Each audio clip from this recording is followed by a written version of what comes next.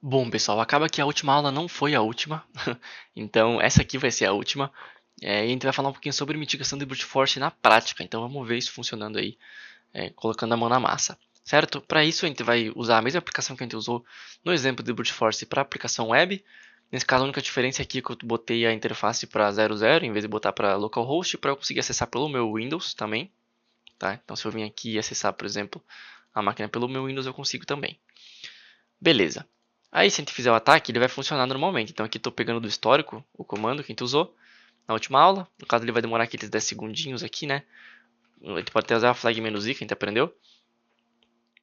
E beleza. Vocês conseguem ver aí que está sendo feito o brute force normalmente, tá? O que a gente pode fazer para bloquear esse brute force? Primeiro eu vou limpar minhas regras do iptables para garantir que não tem nada atrapalhando a demonstração da aula. E aí o que a gente pode fazer? A gente pode usar então o iptables, tá? E o iptables o que a gente vai fazer é basicamente barrar a comunicação depois, quando a gente perceber que um IP está fazendo muitos acessos, né, rapidamente no nosso endereço, tá? O iptables é um pouco primitivo para fazer esse tipo de bloqueio, no caso é o mais fácil para demonstração, mas dependendo, né, do bloqueio, a gente pode estar bloqueando um acesso legítimo. Então eu vou demonstrar um pouco melhor isso na prática para vocês. Deixa eu iniciar a aplicação aqui, porque eu não sei porque eu encerrei ela. Vamos criar uma regrinha do iptables, então sudo iptables, aí vocês lembram, né, "-i de input", então a gente vai analisar o tráfego que está entrando no nosso servidor, "-p TCP", então a gente vai analisar o protocolo TCP, a porta de destino vai ser a porta 80, né, porque a gente não mudou a porta padrão do HTTP, então vai ser 80, e a gente vai ativar o módulo recent. O módulo recent basicamente ele é usado para tu lembrar os IPs que estão acessando, sabe? É meio que uma memória do iptables. Então, a gente vai conseguir saber quantas vezes aquele IP, por exemplo, acessou a nossa máquina. E aí, em seguida, a gente usa a "-name para setar um nome para a lista que vai memorizar esses acessos. Então, vamos botar, por exemplo, brute aqui. E "-set é para criar essa lista. Beleza. O próximo comando é muito parecido. A gente só apaga aqui, em vez de set, a gente bota update para atualizar a regra que vai se basear nessa lista. E daí, se baseando nessa lista, a gente vai analisar o quê? A gente vai analisar os IPs num intervalo de tempo de 60 segundos. A gente vai analisar os IPs que fizeram 100 interações com a nossa máquina. Tá? Então, se algum IP interagir 100 vezes com o nosso servidor, em 60 segundos, a gente vai tomar alguma ação. Nesse caso, a ação que a gente vai tomar é dropar a request, dropar a requisição. Se a gente colocasse aqui 10, por exemplo, como a gente não está determinando um endpoint específico, pode ser que um usuário legítimo realmente acesse 10 páginas, né? Ou que mande 10 requisições de alguma forma para a nossa aplicação. Então, por isso que o iptables às vezes nem 100% é 100% preciso, tá? Nem sempre é 100% preciso. O ideal aqui seria, por exemplo, a gente filtrar somente requisições pro login.php.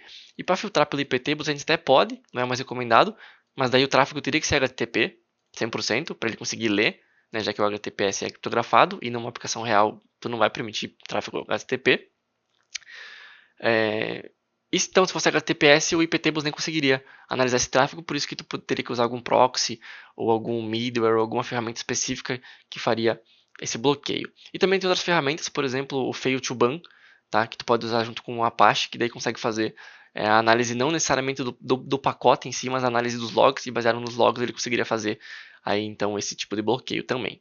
Tá? Então tem outras ferramentas mais acessíveis e mais específicas para isso, porque o iptables tu usa mais para bloqueio a nível de rede e bloqueio a nível de firewall. Mas para demonstração tá ótimo aqui com o iptables. Então vamos lá, vamos dropar o request e agora se a gente fizer um ataque, a gente percebe que ele mandou algumas requisições, certo? Até chegar a uma quantia de 100, né? Não necessariamente 100, pode ser que o Hydra mandou algumas outras requests por baixo dos panos, ou que não foram logadas aqui. Mas beleza, a gente percebe que o brute force ele não continuou.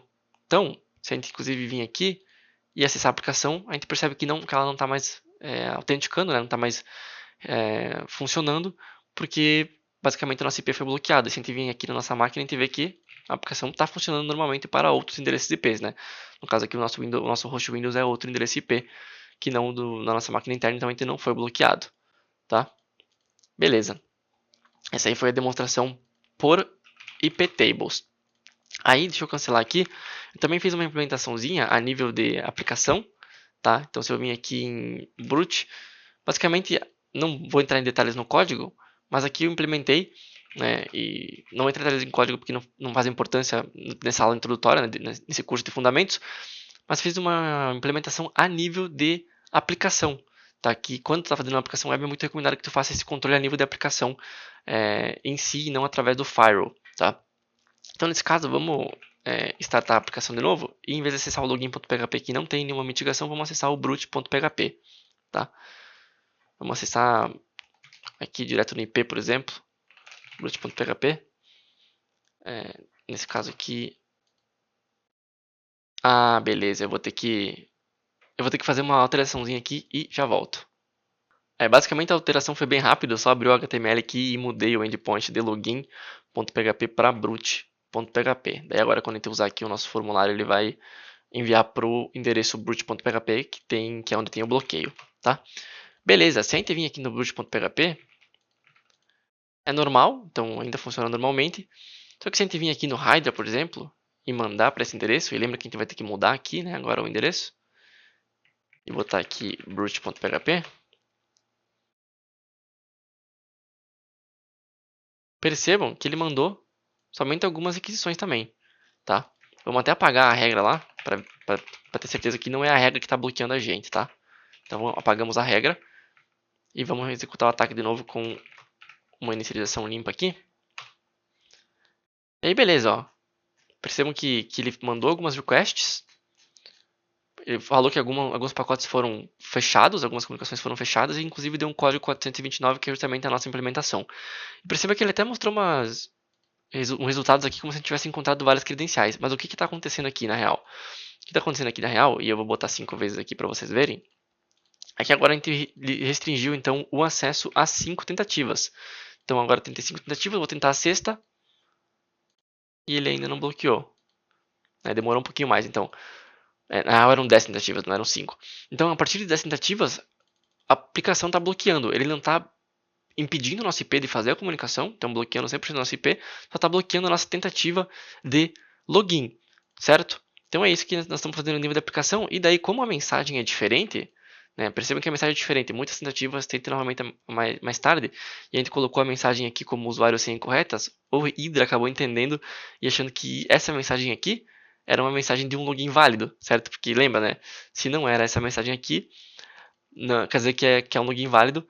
Nesse caso aqui seria um falso positivo, certo? A gente teria que inserir também essa mensagem aqui dentro, ou a gente pode até colocar aqui no Hydra uma mensagem, caso a gente soubesse a mensagem de um login válido, tá? Então essa aí seria a situação. E daí por que eu consegui mandar as requests, né? Já que eu já tinha sido bloqueado aqui pelo Hydra. Bom, basicamente é que acessando aqui pela máquina aqui, a gente está acessando pela origem do 127.0.0.1, tá?